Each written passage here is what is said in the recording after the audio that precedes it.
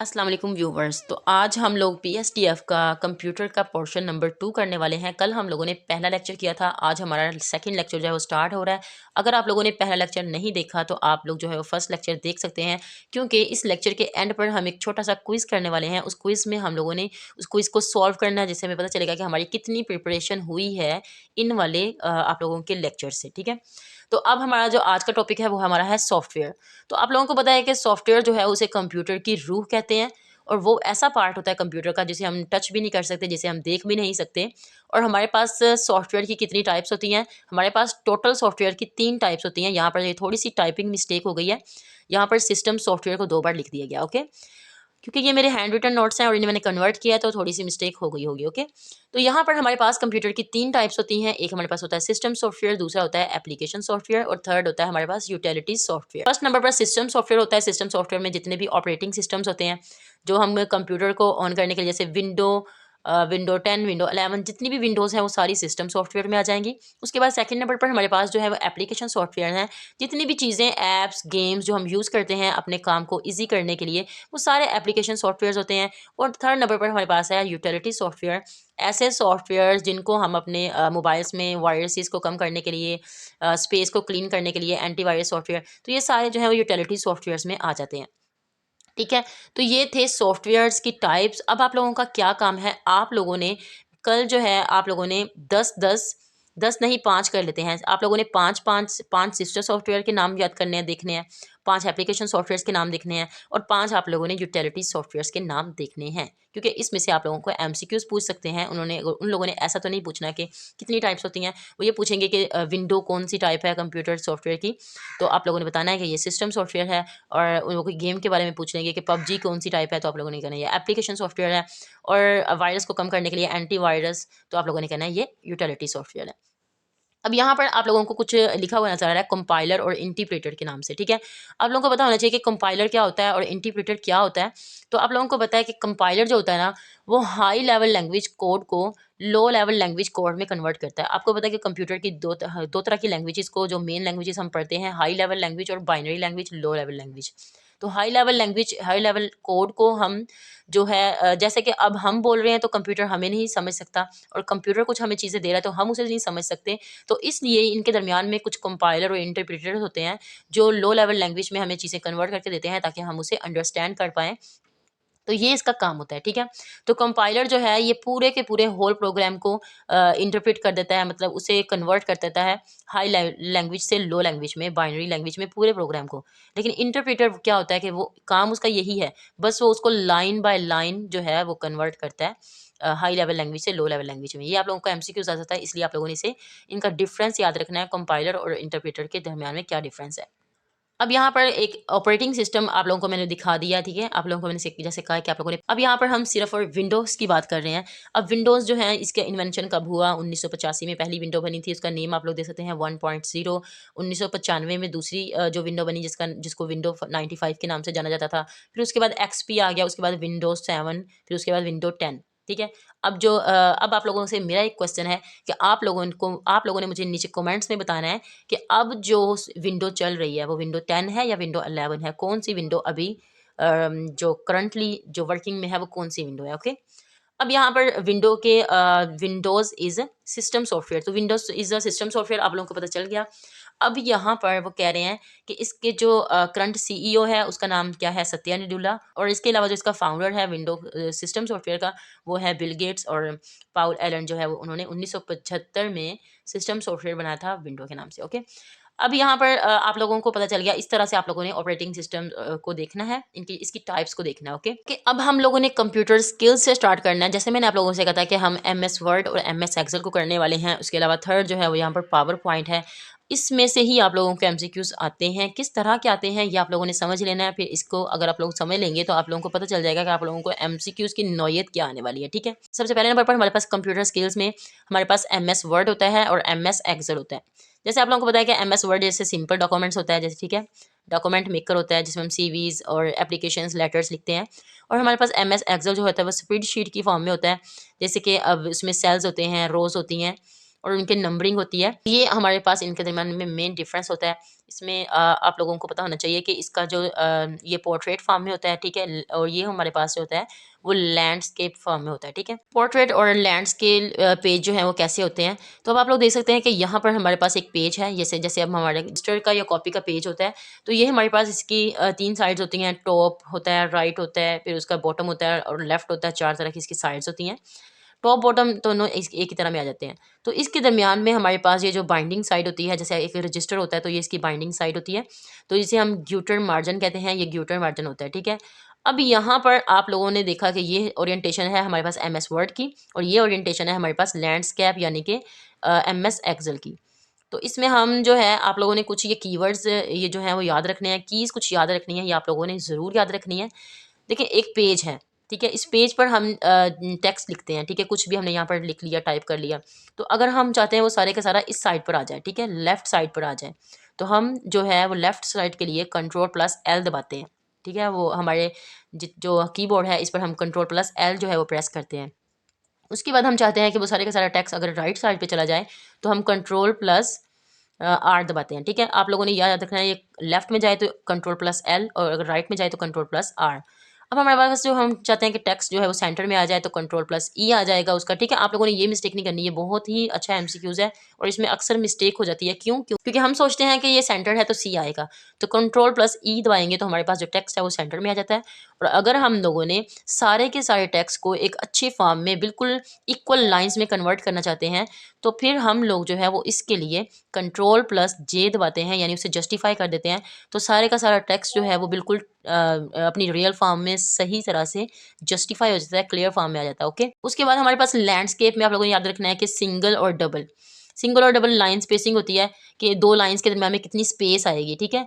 तो एक लाइन के दरमियान में जो स्पेस होती है या 2 लाइन के स्पेस में अगर हम लोगों ने स्पेस डालनी होती है, तो हम क्या क्या जो प्रेस करते हैं, सिंगल लाइन्स के लिए हम जो है कंट्रोल+1 प्रेस करते हैं, और डबल लाइन के लिए हम कंट्रोल+2 जो है वो प्रेस करते हैं। तो ये सिर्फ थोड़ा सा आप लोगों ने याद रखना है पेज फॉर्मेटिंग के बारे में। ये एमएस एक्सेल, एमएस वर्ड और उसके अलावा एमएस पावर पॉइंट में ये सारा बिल्कुल सेम टू सेम रहेगा। ये पेज फॉर्मेशन आप लोगों को पता होनी चाहिए। Okay, we are back to the main अपने टॉपिक की तरफ हम आ गए हैं। अब यहाँ पर हम लोगों ने देखा था कि हम जो है वो सबसे पहले हम एमएस वर्ड को करने वाले हैं, ओके। अब एमएस वर्ड की हिस्ट्री और इसके स्टार को देख लेते हैं, जिस तरह के आप लोगों को एमसीक्यूज आते हैं यहाँ पर। एमएस वर्ड माइक्रोसॉफ्ट फॉर्मेट ये कब बना था? 1975 में ये स्टार्ट हुआ था। इसके सीईओ का नाम है सत्या नेडुला। तो यहाँ पर बिल गेट्स और पाउल एलन की बात हो रही है कि इन लोगों ने एमएस वर्ड को बनाया था। देखा है कि विंडो+R आप लोगों को लिखा हुआ नजर आ रहा होगा। ये विंडो+R का क्या काम है आप लोग सोच रहे होंगे। देखिए अगर हम जो है वो अपना कंप्यूटर ऑन करते हैं या फिर अपना लैपटॉप ऑन करते हैं, तो उस पर हम जो है वो डायरेक्ट इस एमएस वर्ड को ओपन करना चाहते हैं, तो हम विंडो+R को प्रेस करते हैं। उसके बाद हमारे पास एक ऐसा ओपन रन बॉक्स आया था, ठीक है, रन बॉक्स आया था। उस रन बॉक्स में हम लोगों ने ये वाली एक्सटेंशन लिखनी होती है, winword.exe। तो हमारे पास जो है वो खुद ब खुद ही एमएस वर्ड जो है वो ओपन हो जाता है। अभी इसकी एक लाइव एग्जांपल मैं आप लोगों को करके दिखाने वाली हूँ। अभी आपको करके दिखाती हूँ, फिर उससे आपको पता चलेगा कि कैसे आप इसे ओपन करते हो अपने कंप्यूटर में, ठीक है। ओके व्यूअर्स, जैसे कि आप लोग देख सकते हैं, मैं यहाँ पर आप लोगों को कंट्रोल+1 जो है वो ओपन करके दिखाऊंगी और आपको दिखाऊंगी कि आप लोगों को कैसे ओपन करना है। अभी मैंने विंडो+R को मैंने इकट्ठे यहाँ पर प्रेस किया है। तो आप लोगों के सामने यहाँ देखें, आप लोगों के सामने यहाँ पर ओपन रन बॉक्स जो है वो ओपन हो चुका है। अब इस रन बॉक्स में आप लोग देख सकते हैं winword.exe ये लिखा हुआ है, ठीक है। ये लिखा हुआ है, ये मैंने पहले 2-3 बार ओपन किया हुआ था इसलिए लिखा हुआ है। आप लोगों का अगर नहीं लिखा होगा तो आप लोग लिख लेंगे, तो आपका डायरेक्ट यहाँ पर ओके कर देंगे। एमएस वर्ड यहाँ पर आप लोगों को ओपन होती हुई नजर आ रही होगी। ये देखिए यहाँ पर ओपन हो चुकी है। ये मेरे पास एमएस वर्ड ओपन हो गई है। अब यहाँ पर आप लोग देख सकते हैं कि डॉक्यूमेंट 11, डॉक्यूमेंट 10, डॉक्यूमेंट 8, डॉक्यूमेंट 7 ये सब जो है वो लिखे हुए हैं। अभी मैं आप लोगों को एक और चीज़ बता दूं कि ये डॉक्यूमेंट्स के नेम मैंने खुद यहाँ पर ऐड नहीं किए हुए, ये बाय डिफ़ॉल्ट नेम होता है, ठीक है। तो एमएस वर्ड की एक और चीज़ आप लोगों ने सीख ली कि एमएस वर्ड में हमारे पास जो डॉक्यूमेंट 1, ठीक है, डॉक्यूमेंट 1, डॉक्यूमेंट 2, तो जो बाय डिफ़ॉल्ट हमारा डॉक्यूमेंट सेव होता है डॉक्यूमेंट 1 के नाम से सेव हो जाता है। इसी तरह हम एमएस एक्सेल को भी ओपन करते हैं। ओके, तो जैसे आपने देखा इस तरह हमारे पास जो है विंडो ओपन होती है। ये वाला आप लोगों को अब समझ में आ चुका होगा। इसे हम लोग यूज़ क्यों करते हैं बायोग्राफी, लेटर्स और एप्लीकेशन लिखने के लिए। अब इसकी एक्सटेंशंस के बारे में बात हो रही है। मैंने कहा था कि आप लोग जब चीज़ों को सेव करते हैं तो एक्सटेंशन उसकी खुद ब खुद आ जाती है। तो ये वाली इसकी जो 2007 से पहले वाली एक्सटेंशन जो हम यूज़ करते थे वो डॉट डॉक्स थी। अब हमारे पास जो है वो डॉट डॉक्स के साथ बिल्कुल एक्स लग गया 2007 के बाद की। ये भी हमसे कुछ पूछ लेते हैं कि 2007 से पहले की कौन सी थी और 2007 के बाद की कौन सी है। और अगर वो करंटली पूछें, ऐसे एक्सटेंशन पूछें, तो आप ये वाला लिखेंगे, ये वाला ऑप्शन आप लोगों का करेक्ट हो जाएगा, डॉट डॉक्स। ठीक है। अब यहाँ पर इसकी जूम की परसेंटेज के बारे में बात पूछ लेते हैं कि इसकी मिनिमम जूम परसेंटेज जो होती है वो 10 होती है। ठीक है। जूम का मतलब हम किस चीज़ को कितनी लिमिट तक जो है वो जूम कर सकते हैं एम एस वर्ड में, एम एस एक्सेल में। ठीक है। तो ये देखें, जैसे कि अब मैं ये देखें, आप लोगों को नज़र आ रहा होगा कि यहाँ पर इसका जूम रेट जो 50 है, अब मैं इसे और जूम कर लूँ तो ये होती है इसकी जूम रेशो। ठीक है। जूम करती जाऊँ तो ये क्लियर नज़र आते हैं या फिर नहीं, तो कितना जूम करके अच्छे तरीके से क्लियर हम देख सकते हैं, ये इसकी जूम रेशो है। ठीक है। अब आप लोगों को पता है कि इसकी जूम रेशो कितनी है, तो यहाँ पर आप लोगों को बताया जा रहा है कि इसकी मैक्सिमम जो है वो 500 होती है और मिनिमम इसकी 10% होती है। 500% होती है और मिनिमम इसकी 10% होती है। और बाय डिफ़ॉल्ट जब हम किसी चीज़ को सेव करते हैं तो वो 100% पर वो जो है वो हमारे पास ओपन होती है और उसे बाद में हम जूम करके 500 जूम तक भी ले जा सकते हैं। ओके। तो ये इसकी परसेंटेज के बारे में बात आपको क्लियर हो गई होगी कि ये आप लोगों से एमसीक्यूज पूछें कि आप लोगों की इसकी परसेंटेज कितनी होती है, तो मैक्सिमम इसकी 500% होती है और हम इसे इतना जूम कर सकते हैं और मिनिमम इसकी 10% तक हम इसे जूम कर सकते हैं। और बाय डिफ़ॉल्ट का पूछे तो 100% होती है, जो खुद ब खुद होती है वो 100% होती है और हम जो खुद कर सकते हैं वो 500 तक कर सकते हैं। डिफ़ॉल्ट नेम इसका जब हम किसी चीज़ को लिखते हैं और सेव करते हैं, वो खुद ब खुद जो है नाम चेंज किए बगैर सेव करें तो वो डॉक्यूमेंट 1, डॉक्यूमेंट 2, डॉक्यूमेंट 3 के नाम से सेव होता है। तो आप लोगों ने इसका सही आंसर जो है वो डॉक्यूमेंट 1 लगाना है। ओके। अब टेक्स्ट फॉर्मेटिंग करैक्टर्स आप लोग देखेंगे कि आप लोगों को एम एस वर्ड में हम किसी भी करैक्टर को बोल्ड करने के लिए कंट्रोल+B दबाते हैं और अटैलिक वर्ड में कन्वर्ट करने के लिए कंट्रोल+I जो है वो प्रेस करते हैं और अंडरलाइन करने के लिए कंट्रोल+U जो है वो हम प्रेस करते हैं। और ये कुछ फार्मूलाज हैं जो एम एस वर्ड में आप लोगों को हमेशा माइंड में रखने हैं। आप लोगों को पता है कि कभी भी हम कोई चीज़ लिख रहे होते हैं, जैसे केमिस्ट्री के कुछ फार्मूलाज होते हैं, तो उसको लिखने के लिए हमारे पास जो यहाँ पर कुछ स्पेसिफिक कीज़ होती हैं, कुछ स्पेसिफिक फार्मूलाज होते हैं। अब हमारे पास दो तरह के होते हैं, स्क्रिप्ट लिखते हैं जब हम, तो सब स्क्रिप्ट होती है और सुपर स्क्रिप्ट होती है। तो इसमें आज आप लोगों को इसका भी डिफरेंस पता चल जाएगा। सब स्क्रिप्ट क्या होती है, जैसे आप लोगों ने ये फार्मूला लिखा हुआ है तो इसके नीचे ये देखिए, ये 2 की वैल्यू आ रही है, ये है सब स्क्रिप्ट। जब मीन्स नीचे स्मॉल। और सुपर स्क्रिप्ट का मतलब है कि हम जो है वो पावर में ले जाते हैं किसी चीज़ को, ऊपर ले जाना। ठीक है। सब स्क्रिप्ट में नीचे ले आते हैं और सुपर स्क्रिप्ट में हम ऊपर ले जाते हैं। तो ये देखें, एक्स की पावर, वाई की पावर। तो ये इस तरह का फार्मूला हम लोगों ने लिखना हो तो हम क्या यूज़ करते हैं, क्या फार्मूला लगाते हैं। और अगर हम लोगों ने इस तरह का ये लिखना हो, हमने ये वाटर का फार्मूला लिखना हो तो हम क्या यूज़ करते हैं, तो हम कंट्रोल+= हम लगाएंगे जब हम लोगों ने इस तरह का फार्मूला लिखना होगा। ठीक है। सब स्क्रिप्ट में लिखना होगा। और जब हमने सुपर स्क्रिप्ट में लिखना होगा तो हम कंट्रोल+Shift+= दबाएंगे। तो ये फार्मूलाज आप लोगों ने अपने माइंड में रखने हैं एम एस वर्ड में। ठीक है। अब यहाँ पर है फ़ॉन्ट नेम और फ़ॉन्ट साइज़। अब आप लोगों ने देखा था कि मैंने आप लोगों को दिखाया था वहाँ पर कि टाइम न्यू रोमन जो है वो इसका फ़ॉन्ट होता है और इसकी जो खुद ब खुद जो इसका होने वाला फ़ॉन्ट है ना वो 12 होता है। ये 2007 के बाद की चेंजेस है। 2007 से पहले की चेंजेस में आप लोग देख सकते हैं कि कैलिबरी था और 11 था, उसे बाद में चेंज करके 2007 के बाद टाइम न्यू रोमन्स में कन्वर्ट कर दिया गया और इसका फ़ॉन्ट साइज़ जो है वो 12 होता है। ठीक है। तो ये इसका बाय डिफ़ॉल्ट होता है। तो ये आप लोगों ने ना ये वाला जो टाइम न्यू रोमन्स है ना, ये वाला आप लोगों ने याद रख लेना है। तो इसकी साइज़ या फिर लिमिट, तो ये आप लोग देख सकते हैं कि मेन्यू लिस्ट रेंज में इसकी जो है वो 8 से लेकर 72 इसकी रेंज जो है वो हो सकती है। ठीक है। और उसके बाद जो है वो मैक्सिमम पॉसिबल है कि हम उसका साइज़ जो है 1638 तक हम उसे पॉसिबल ही है कि हम उससे उसका साइज़ जो है वो बढ़ा सकते हैं। ये फ़ॉन्ट साइज़ की बात हो रही है। ओके। अब यहाँ पर पेज फॉर्मेशन की है, ये आप लोगों ने पहले देख लिया था। ये ग्यूटर और पेज पोर्ट्रेट और लैंडस्केप मैंने आप लोगों को पहले बता दिया, लेफ्ट राइट टॉप और बॉटम। और ये ग्यूटर का मैंने आपको बता दिया, जो बाइंडिंग साइड होती है ना ये वाली, ये ग्यूटर होती है। तो ये ग्यूटर का मार्जिन आप लोगों ने याद रखना है कि स्टैंडर्ड मार्जिन जो होता है ना, ये जो जितना भी ये मार्जिन होता है स्टैंडर्ड मार्जिन, ये लेफ्ट राइट और बॉटम में ग्यूटन का मार्जिन जो होता है वो हमारे पास 1 इंच का होता है। ये बाइंडिंग साइड जो है 1 इंच तक होती है। ये आप लोगों को एक एमसीक्यू आ सकता है, ये आप लोगों ने माइंड में रखना है।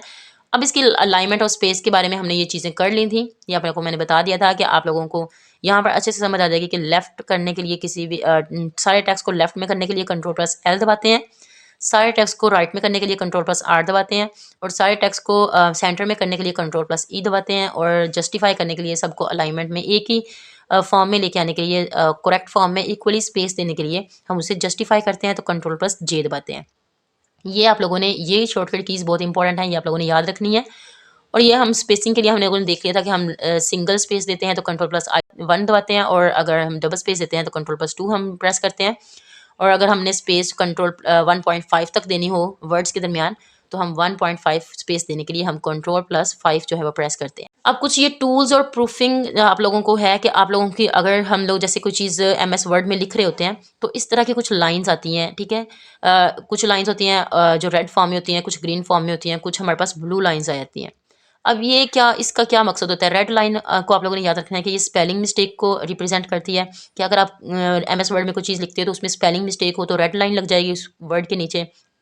और अगर उसकी ग्रामेटिकली उसकी कोई मिस्टेक हो जाती है तो उसके नीचे ग्रीन लाइन लग जाती है। और अगर जो है वो कॉन्टेक्सचुअल मिस्टेक होती है, जैसे देयर इज़ अ हाउस, तो देयर ये जो है इसमें कंस्ट्रक्शनल मिस्टेक लिखी हुई है, मतलब ये ऐसे नहीं लिखा जाता, ये वाला जो है वो यहाँ पे आता है।